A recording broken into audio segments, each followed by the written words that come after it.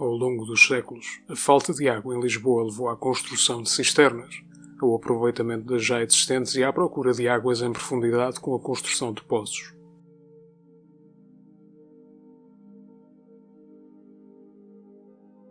Apesar das várias fontes existentes na parte velha da cidade, estas tornaram-se insuficientes para abastecer uma população em crescimento na sequência da expansão ultramarina no século XV. O notável humanista e artista Francisco de Holanda recuperou a memória da existência de um aqueduto romano em Lisboa na sua obra de 1571 da fábrica que falece à cidade de Lisboa.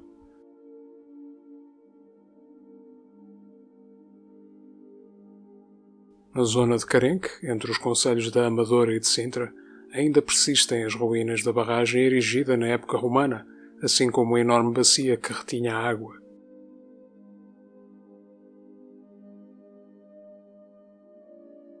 Os séculos XVI e XVII passaram sem que nenhuma das soluções contempladas para resolver os problemas de abastecimento da água à cidade tenha sido sequer iniciada.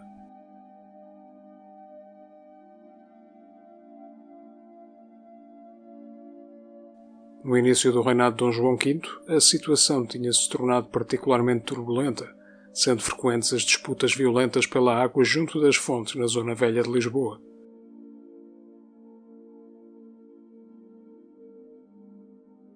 Em 1723, o rei apoia o estudo dos mananciais das Águas Livres de Belas, e em 1729 são criados impostos sobre alguns produtos, carne, vinho, palha, azeite e sal, para reunir fundos para a obra.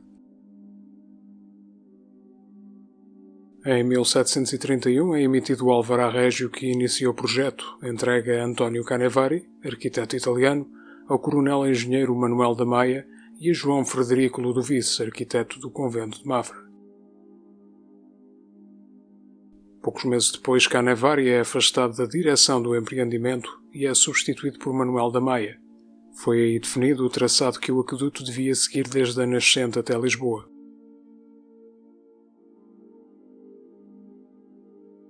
Contudo, envolvidos 5 anos desde o Alvará Régio, as obras ainda não tinham sido iniciadas. Assim, Manuel da Maia foi substituído por Custódio Vieira na direção da obra.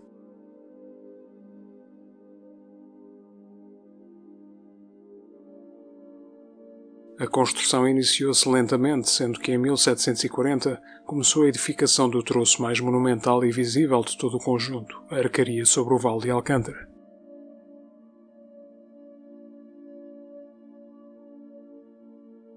Com 941 metros de comprimento e 35 arcos, 14 dos quais em ogiva e os restantes de volta inteira, constitui o segmento que melhor exemplifica a dimensão e complexidade do empreendimento.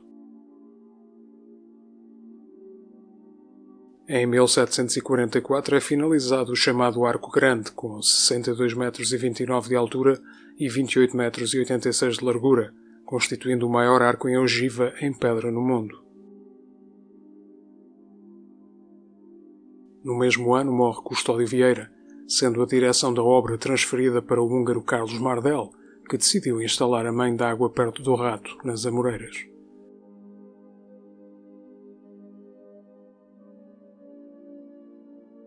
Em 1748 são finalizados os Arcos das Amoreiras e a água chega finalmente à cidade, com um transporte diário de 1.300 metros cúbicos, o triplo do inicialmente previsto. O projeto do aqueduto previu a inclusão de uma passagem que permitisse atravessar o Val de Alcântara desde Lisboa até Monsanto, sendo incluídos 2 caminhos de cada lado, separados pela galeria que transporta a água.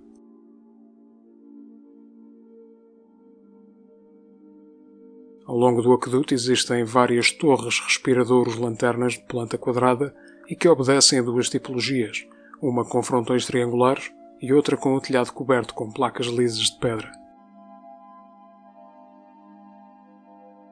Ambas são rematadas com uma urna no topo. Estas estruturas servem para oxigenar as águas, mantendo a sua qualidade, mas também para permitir a passagem das pessoas entre ambos os caminhos. Do lado de Monsanto, o declive é vencido através de 18 arcos de volta inteira. Já sobre a área mais profunda do Val de Alcântara, a arcaria passa a ser em ogiva.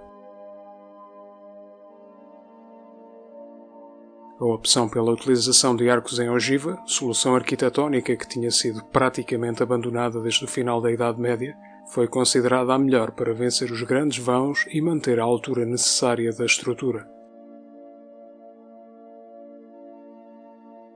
Ao longo do aqueduto são visíveis vários blocos salientes, que para além de terem um propósito estético, serviram de apoio para os andaimes utilizados na construção da estrutura.